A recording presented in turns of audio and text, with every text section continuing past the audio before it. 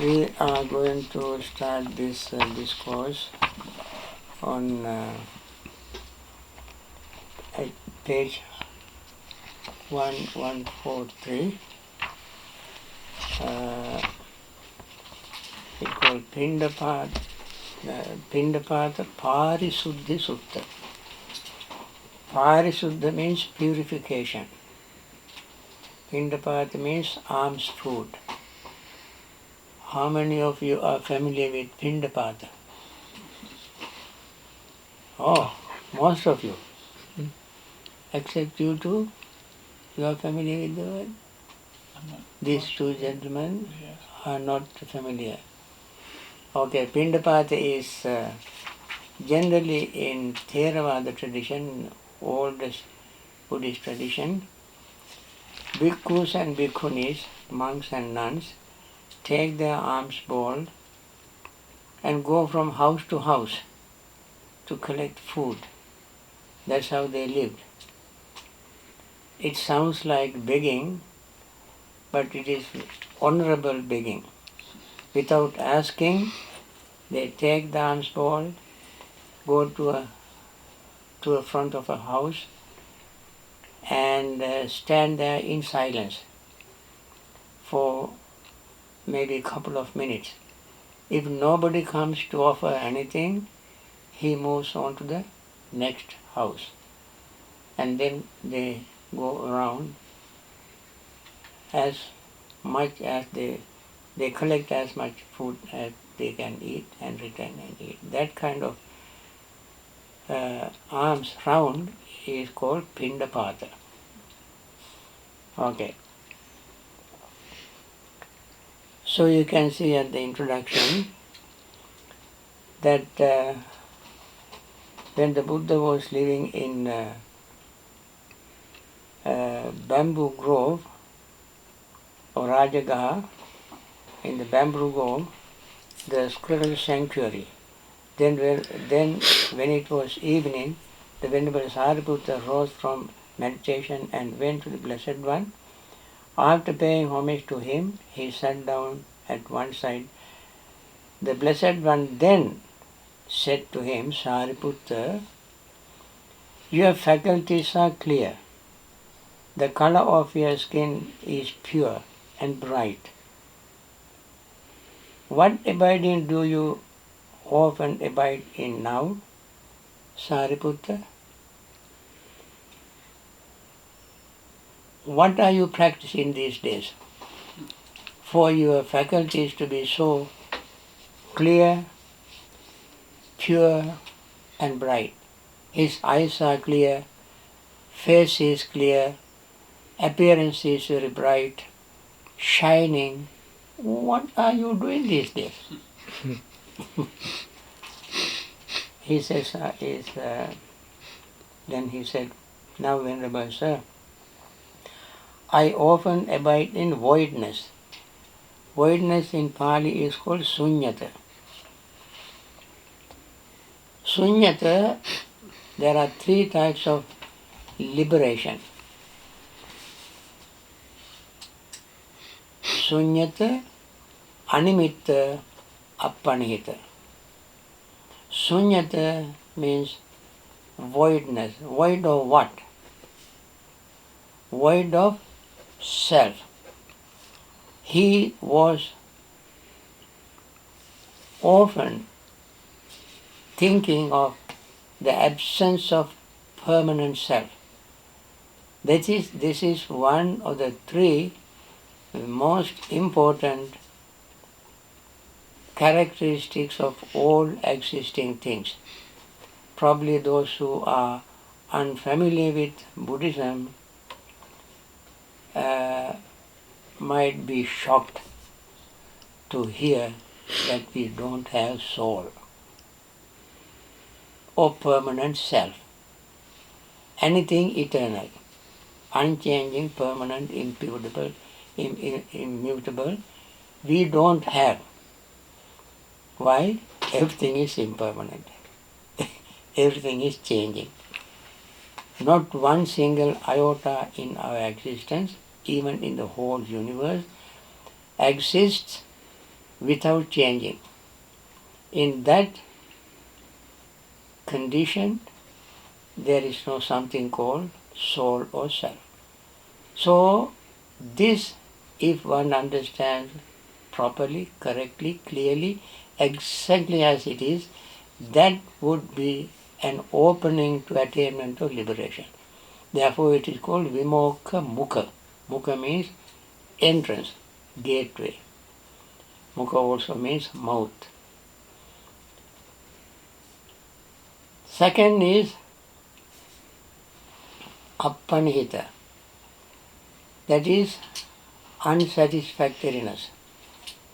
All existing things in the universe is not satisfactory. It doesn't give us permanent, eternal satisfaction.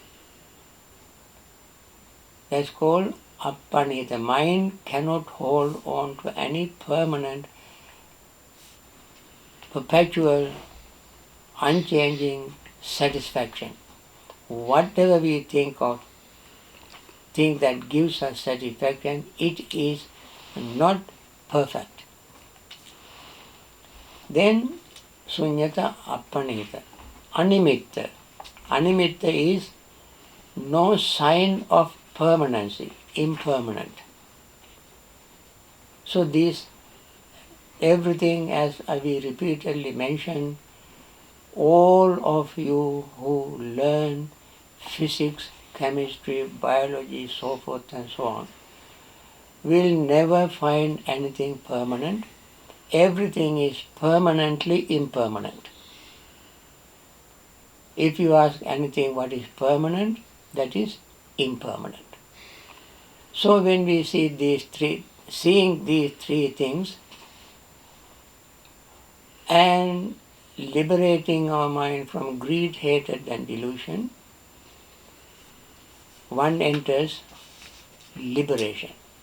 Therefore, each of them is a gateway for liberation. Now, Venerable Sariputta often was dwelling on Sunyata, one of these three gateways to liberation. Okay. Then Buddha started talking, praising him. He said, good Sariputta, sadhu, sadhu, Sariputta. We say when we finish our puja and so forth, we say sadhu, sadhu, sadhu. Good.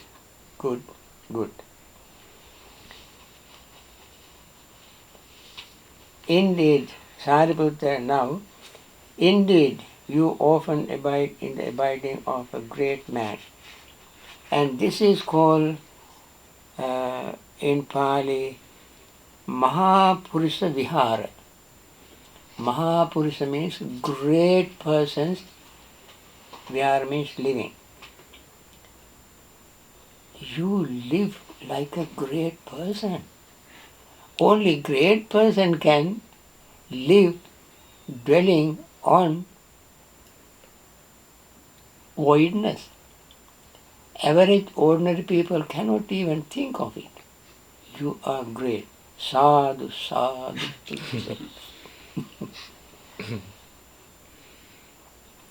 For this is the abiding of a great man, namely voidness. So Sariputta, if a bhikkhu should, then Buddha goes on to explaining how a great person develops his mind further. Now, one thing I must mention here, when we read this, it may occur to you that Venerable Sariputta was not enlightened. Why?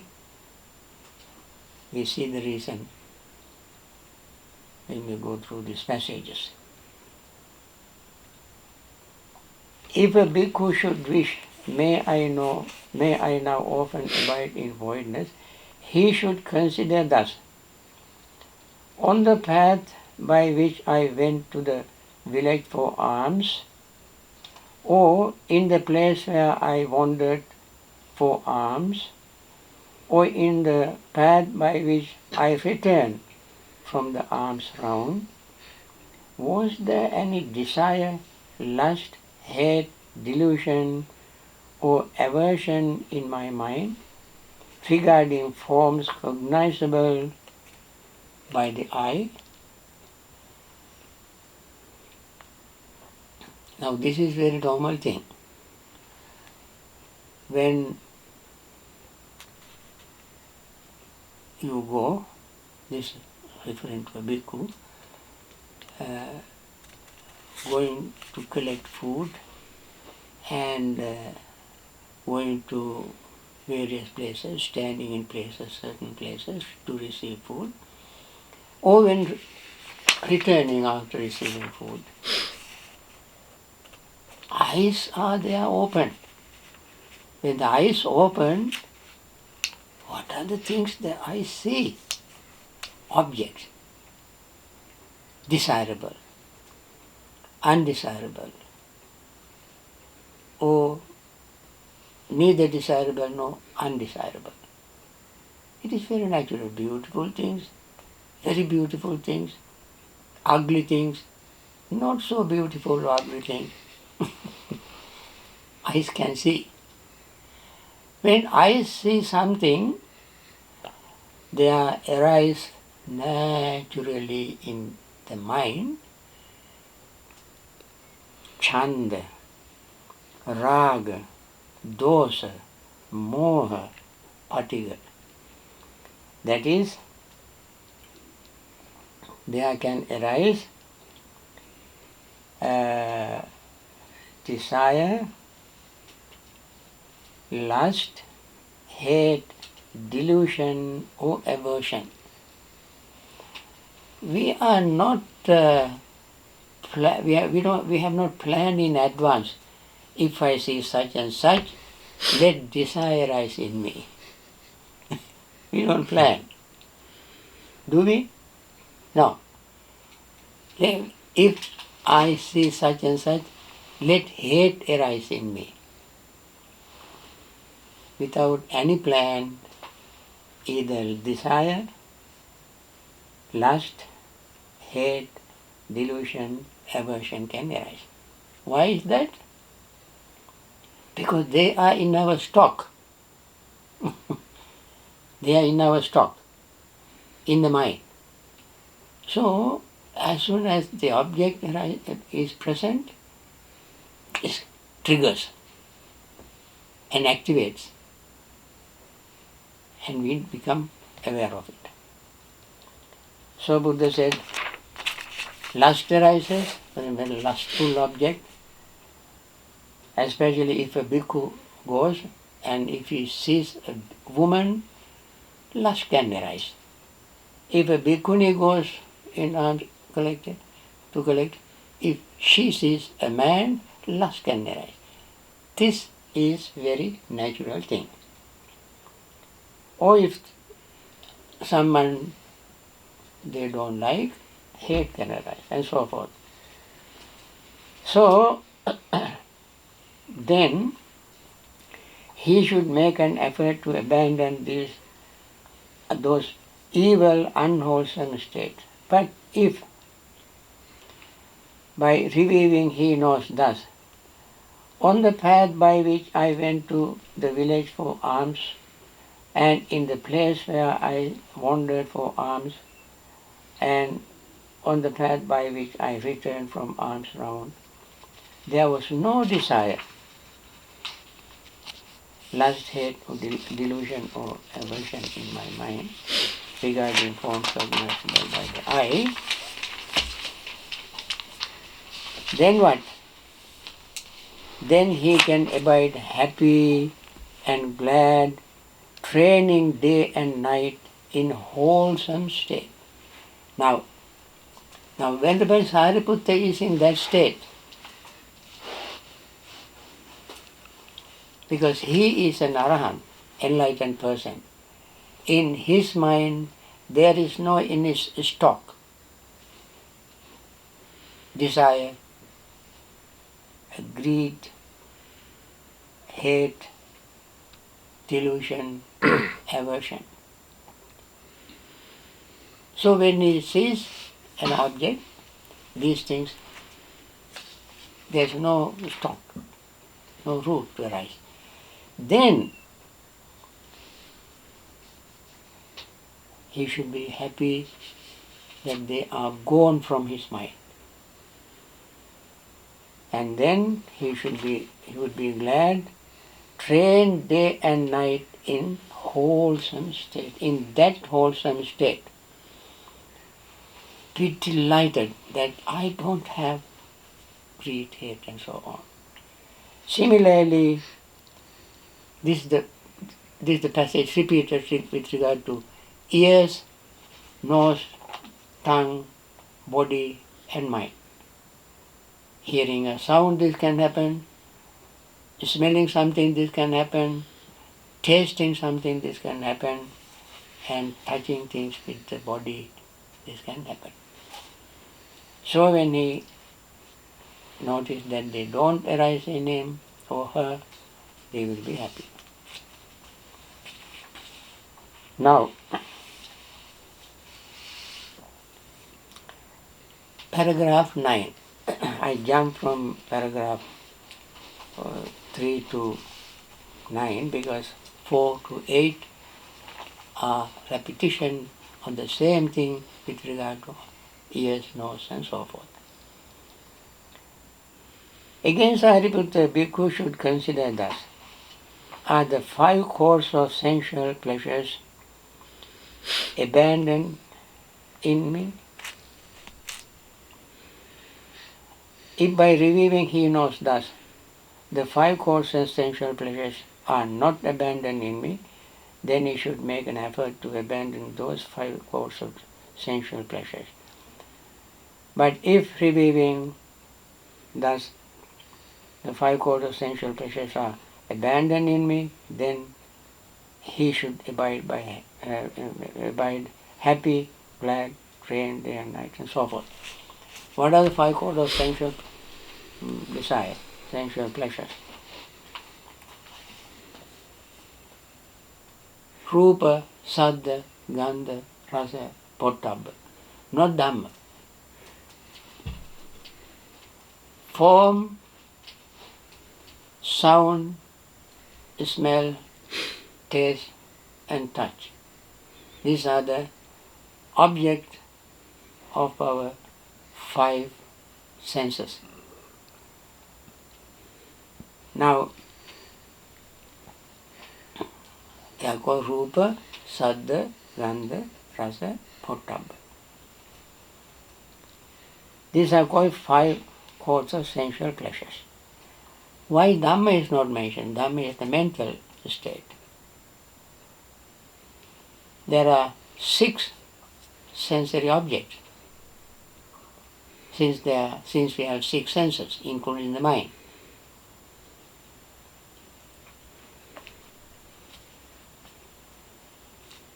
Now,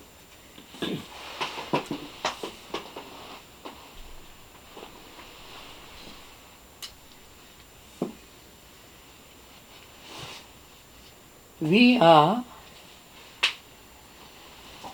spending time, energy, money, not to think. We spend time, energy, money to see, to hear, to smell, to taste, and to touch.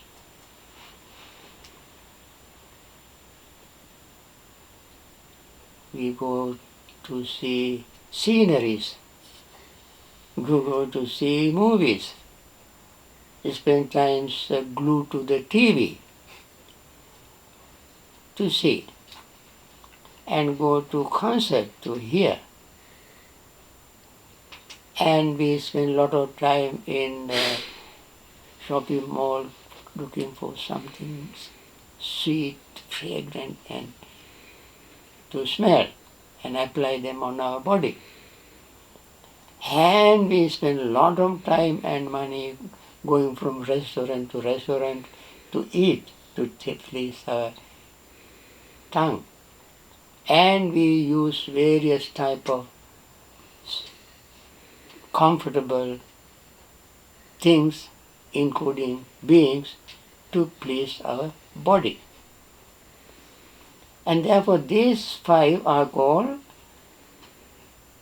5 chord of sensual pleasure,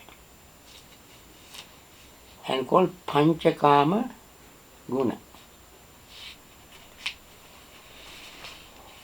Pali word is Panchakama Guna. Okay?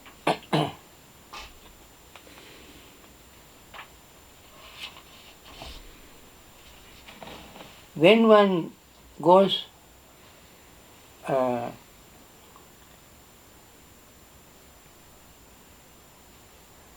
on thinking that do I have any of these things to arouse my greed, hate, lust, and so on, if we find no greed, hate, and so on, with regard to seeing, hearing, smelling, tasting, and touching, then he should be very happy. And that makes your eyes shining, face bright, and you are very delightful. And being others seeing you, that your face is bright, eyes are bright, clear, they know that this person's mind is free from greed, hatred, and delusion. And you should train yourself to continue that state of mind. Then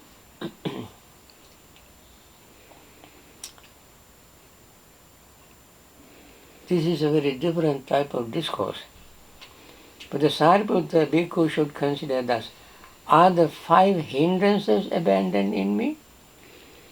If by reviewing he knows thus the 5 hindrances are not abandoned in me, then he should make efforts to abandon those 5 hindrances. What are the 5 hindrances? I think most of you know, right? Yes, Bhante. You know. Yes. Sure.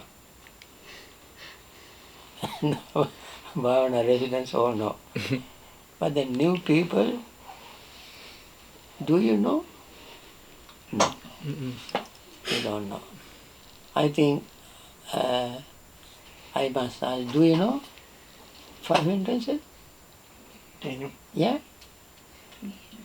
You know, but you may not be able to put it into words. If I mention one, then you might know the other 4. They are called Kama Chanda, desire for sensual pleasures. Second is Vyapada, anger. Third is sleepiness and drowsiness, Tina Midda. Do you have it? Even now? No. No?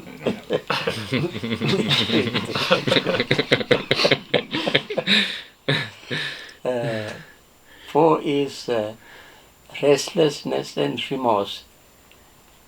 5th is doubt. These are called hindrances.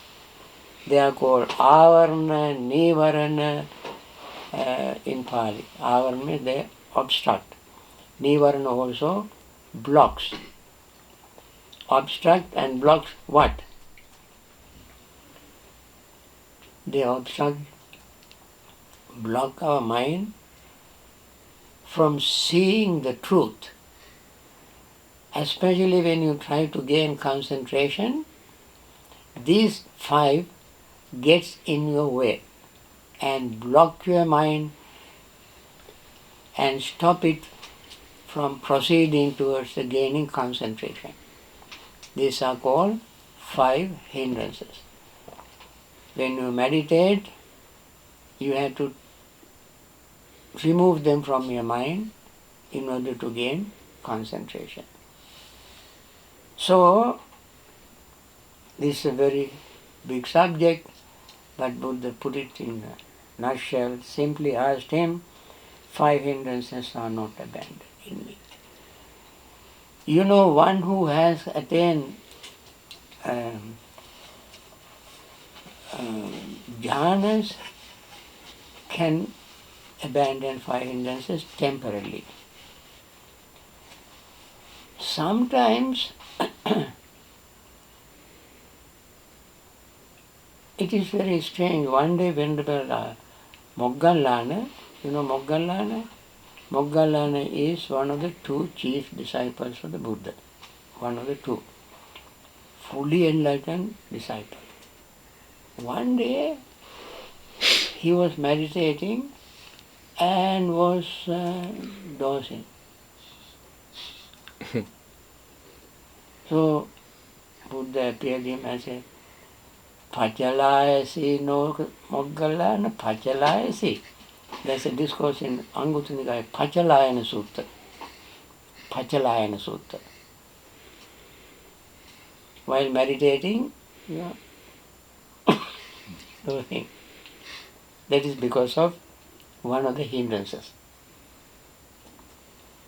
And Buddha gave in the Anguttara Nikaya, volume 7, or chapter 7, the 7 steps of getting rid of hindrances, that particular hindrance.